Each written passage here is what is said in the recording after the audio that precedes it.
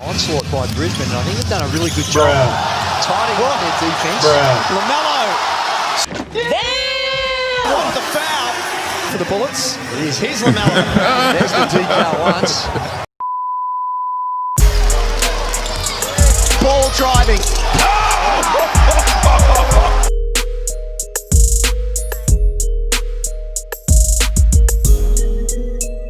Seven things you didn't know about LaMelo Ball.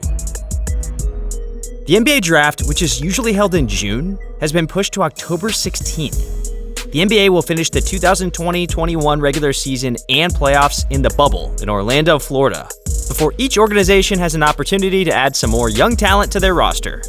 There isn't a clear-cut number one pick in this draft, and it may not be as top-heavy as previous drafts, but there are certainly some gems to be found in the mix. One of those gems could be 18-year-old LaMelo Ball, who will almost certainly be the first point guard off the board in a pool that's lacking stars at that position. Ball has had an unconventional journey to the draft, and there's a lot that the casual NBA fan might not know about him. Here are 7 facts that you may not have known about LaMelo Ball. Just a reminder about our giveaway. We're giving away 2 copies of NBA 2K21, the standard edition with Dame Time on the cover, and the Mamba Forever edition on our channel here at Baller Central. All you have to do is watch the full video, leave a like, and leave a comment on who's your favorite basketball player in the comment section below. We'll go through the comments and gather names. It's that simple. At number 7, he is a former teammate in the draft. Most people who know LaMelo Ball know that he attended Chino Hills High School in California with his older brothers Lonzo and LiAngelo. But they might be surprised to find out that one of his high school teammates is set to be a lottery pick this year too. Onyeka Okongwu, a big man who played just 1 year at USC before declaring for the draft, was the starting center for Chino Hills during much of the Ball brothers' time there. Okongwu wasn't a big name on NBA draft boards prior to his freshman season, but he turned that around by averaging 16.2 points and 8.6 rebounds per game for the Trojans. He's undersized at 6'9", but he's incredibly adept at using his length and timing to block shots, something he was known for at Chino Hills. Okongwu has risen up draft boards to the point where he could be a top 5 pick, getting selected right near LaMelo himself. Who'd have thought these two would end up here? Number 6, he scored 92 points in a high school game. LaMelo dropped 92 points in a game for Chino Hills, but the performance was not without its critics. Clips of LaMelo not getting back on defense went viral. The opposing coach felt as though his team was being shown up. LaMelo dedicated the performance to Lexi Anderson, a young girl in need of a heart transplant. He tweeted out #LoveForLexi after the game. While LaMelo may have his critics, his father was supportive of the performance. LaVar spoke to ESPN after the game. As USA Today pointed out, LaMelo's performance even caught the attention of NFL players like Todd Gurley and Jared Goff. They talked about going to see him play in person. Number 5, LaVar Ball thinks he is the best Ball brother. This may come as a surprise to some, especially considering the fact that LaMelo's older brother, Lonzo, was the 2nd overall pick in the 2017 draft, and has played well as the starting point guard for the Los Angeles Lakers and New Orleans Pelicans over the past 3 seasons.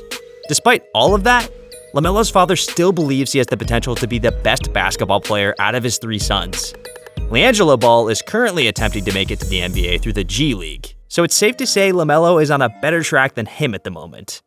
LaVar recently doubled down on his belief though, publicly comparing LaMelo Ball to Michael Jordan. He told the media that he doesn't believe LaMelo is a good fit for the Golden State Warriors because he doesn't think his son should come off the bench, which would result in either Stephen Curry or Klay Thompson having to do so. LaVar may just be overhyping his son, but we won't be able to find out until LaMelo gets a chance to show what he can do. Number 4, he appeared on WWE Raw. Melo has to be the only top NBA draft prospect to have appeared on WWE Raw during his high school career, right?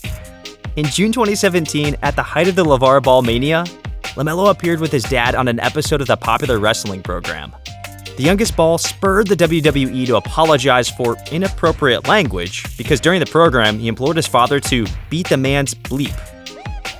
Number 3, he bought the Australian team he played for. Instead of going the traditional college route, LaMelo Ball took his talents to Australia to play for the NBL's Illawarra Hawks for the 2019-20 basketball season. Surprisingly, he performed quite well, almost right away, and ended up averaging 17 points, 7.6 rebounds, and 6.8 points per game for the season. Though he played with seasoned pros much older than him, Ball turned into one of the league's best players by using his court vision and finishing ability. Playing for the Hawks gave NBA scouts a chance to see Ball play against real competition, and it resulted in his name moving up to the top of most draft boards. LaMelo only appeared in 13 games in Australia before sitting out the rest of the season due to a foot injury. But he still made headlines after the year was over. In April, he and manager Jermaine Jackson purchased the Hawks together for an undisclosed amount. LaMelo has probably already made a lot of money through his participation in the Big Baller brand and his massive social media presence, but this purchase will truly diversify his revenue streams. Not only is he set to be a top rookie in the NBA, but he can already call himself a co-owner of a professional basketball team. Not too shabby for an 18-year-old. Number 2, he may want to play for the Knicks. Though the Ball family has not said that LaMelo will only play for the New York Knicks, LaVar Ball has hinted that his son may want to be drafted by them in October. They don't have anything. The last time they won a championship was back in the 1970s, LaVar said in early July. The bright lights, you need a whole new turnaround over there. The Knicks only have a 9% chance of receiving the first overall pick, but they have a 37% chance of getting a top 4 pick, which would likely give them the opportunity to draft LaMelo. And while the idea seems exciting, it probably wouldn't be a sound move for New York. Not only did the Knicks draft a tall, non-shooting guard in RJ Barrett last year, but they also still have point guards Elfrid Payton, Dennis Smith Jr., and Frank Ntilikina on the roster. Drafting Ball would just worsen their logjam in the backcourt, and they would benefit much more from a 3-and-D type player anyway. LaVar may want his son to play in Madison Square Garden, but in reality, the fit just isn't there. Number 1, he has grown a lot. Back in his Chino Hills days, LaMelo was very undersized, even for the point guard position. He's always been a lanky player, but he was under 6 feet tall for much of his early varsity career. During that time, he played below the rim and took a lot more outside shots, rarely finishing at the rim and never dunking the ball. However, as time passed, LaMelo started to grow. With that growth came more driving to the paint and even some dunk attempts. By the time LaMelo transferred to Spire Institute for his senior season, he was listed at 6'5".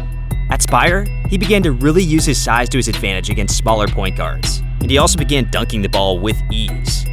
Just when it seemed as though he couldn't grow any more, LaMelo sprouted up another 2 inches prior to the season in Australia, growing to 6'7". This made him a genuine threat against pretty much every guard he faced because he could see over them to make plays. His growth affected his game as well, motivating him to drive to the paint instead of settling for jump shots and allowing him to dunk the ball creatively. Even in the NBA, 6'7" is tall for the point guard position. If LaMelo can put on some more muscle with his NBA team's trainers, he could truly turn into an elite athlete. His height is only one reason why he'll be a lottery pick on draft night, but it's incredible to see how much he's grown since his high school days. Any other interesting players we should cover? Let us know in the comments below. Also, now that you're here, leave us a like and subscribe to our channel if you enjoyed this video. And remember, turn notifications on to receive more amazing sports content.